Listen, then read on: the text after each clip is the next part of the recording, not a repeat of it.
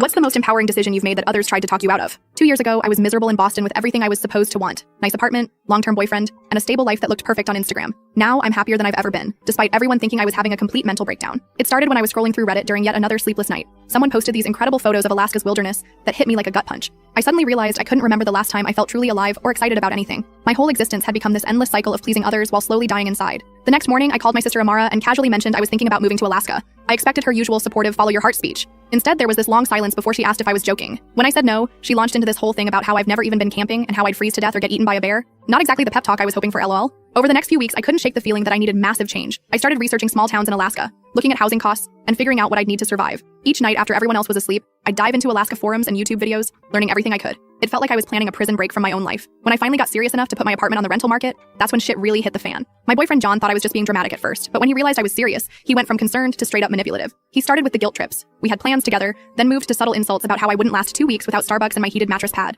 The final blow was him telling me I was being pathetically cliche, just another privileged girl having a quarter-life crisis thinking Alaska would somehow fix my problems. My best friend Catalina was a bit more tactful, but equally discouraging. She kept sending me articles about seasonal depression and isolation in Alaska. Then came the group intervention. Catalina, Amara, and 2 other friends sitting me down for what they called a reality check. Like they put in effort to talk me out of this. My parents were surprisingly the least opposed, though my mom did ask if I could just try therapy first before moving to actual wilderness. Fair question, TBH. The worst part wasn't even the opposition. It was how everyone suddenly treated me like I was fragile or stupid. People started speaking to me in that careful tone you use with someone who's one bad day away from a complete breakdown. Friends would exchange these little glances when I talked about my plans. My ex literally patted my hand once and said, "Maybe we should talk about this when you're feeling more yourself." But here's the weird thing. The more everyone tried to talk me out of it, the more certain I became that I needed to go. It was like their doubt was fuel. I started selling everything I owned, researching winter survival skills, and applying for remote work I could do from anywhere with decent Wi-Fi. The day I booked my one-way ticket, I posted it on my Instagram story. Within minutes, my phone was blowing up. The messages ranged from concerned to downright angry. One of my college friends literally wrote, "This is the dumbest thing you've ever done, and that includes dating Kyle sophomore year," which actually made me laugh. 2 months later, I landed in Anchorage with 2 suitcases and a plan that was sketchy at best. That first week was rough NGL.